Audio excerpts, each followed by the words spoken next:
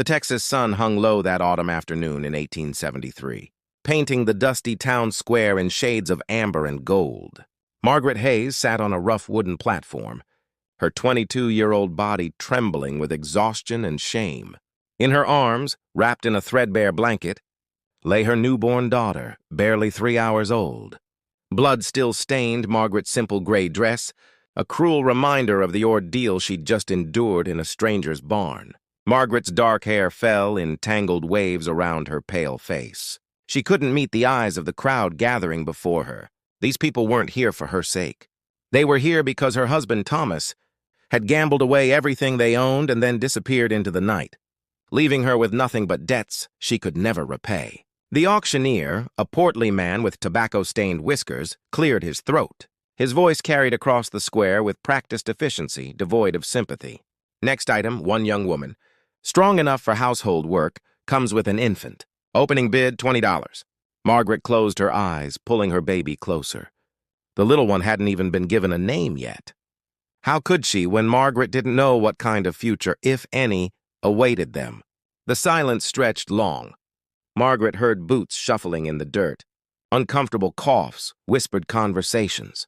No one wanted a woman fresh from childbirth, unable to work, burdened with a crying infant. $10 then, the auctioneer said, his voice tinged with irritation. Surely someone needs help around their property. More silence. Margaret felt tears burning behind her closed eyelids. What would become of them? Would they be separated? Would her daughter be taken from her arms? Before she'd even had a chance to nurse her properly? Then a voice rang out, steady and calm. $50. Margaret's eyes flew open. The crowd parted, and she saw him, a tall man in his early 30s, wearing a dusty brown coat over a weathered vest. His hat, wide-brimmed and practical, shadowed a face that bore the marks of sun and hard work. But his eyes, she noticed, held something she hadn't expected to see in this place. Kindness. The auctioneer looked startled. 50? Well, that's quite generous, Mr. Coleman. Sold then to James Coleman. James stepped forward, ignoring the curious stares and whispered speculations from the townspeople. He held out his hand to Margaret, not to claim her like property, but to help her stand. His calloused palm was warm and steady. "Can you walk?" he asked quietly. "My wagon's just there." Margaret nodded, not trusting her voice. She clutched her baby with one arm and accepted his hand with the other. Her legs shook as she stood, but James moved closer, offering silent support without making her feel more helpless than she already did. Behind them, another man materialized, older, with a thick mustache and a cautious expression. This was Samuel, James's ranch foreman, a man who'd seen enough of life to be skeptical of sudden charitable acts. The wagon ride to James's ranch took nearly an hour. Margaret sat in the back, surrounded by supplies, while her baby slept fitfully against her chest.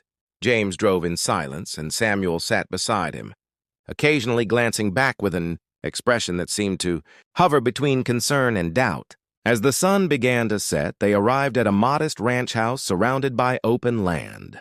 It wasn't grand, but it was well maintained, with a vegetable garden beside the house and a sturdy barn in the distance. James helped Margaret down from the wagon with the same gentle care he'd shown in town. "There's a room ready," he said simply. "You'll need rest." Inside, the house was clean and sparsely furnished. James led her to a small room with a bed covered in quilts, a basin of water on a dresser, and a window that looked out toward the western hills. "I'll have my housekeeper, Mrs. Patterson, bring you some soup," James said, pausing at the doorway, "and anything else you need." "Why?" The word escaped Margaret's lips before she could stop it. She looked up at him. This stranger who'd paid $50, a small fortune, for no apparent reason.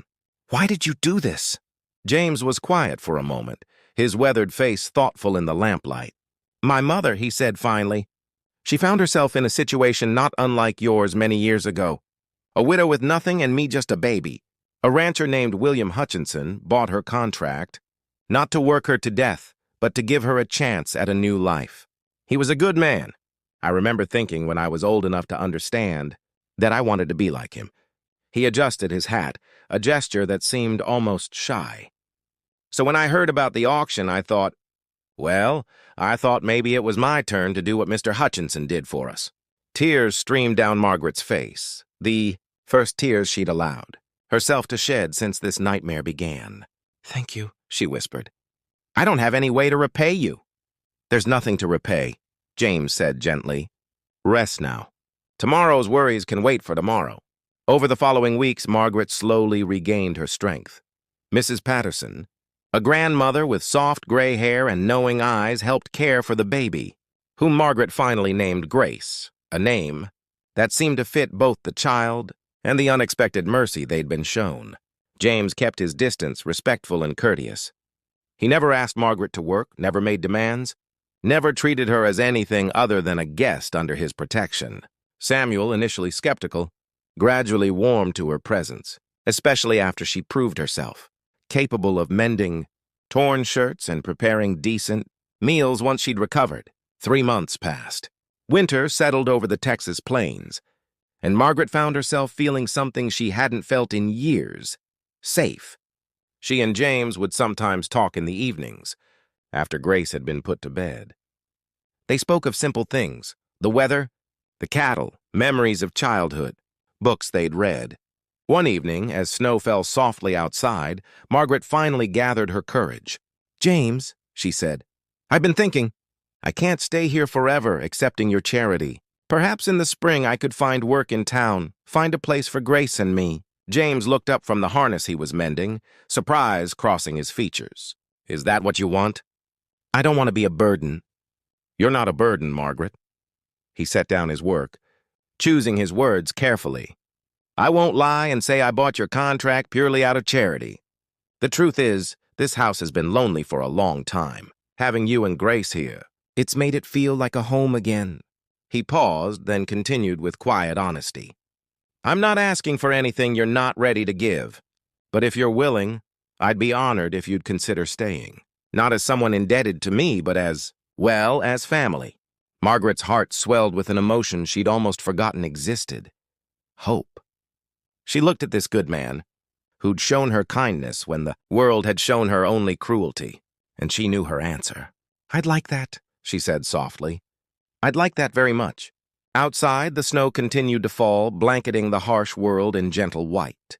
Inside, by the warmth of the fire, 2 broken people began the slow work of healing, learning to trust again, and discovering that sometimes the greatest acts of courage come not from grand gestures, but from simple, steady kindness extended when it's needed most. And little Grace slept peacefully in her cradle, unaware that the auction block where her life began would not define her story, because one man chose compassion over indifference, and in doing so, changed 3 lives forever.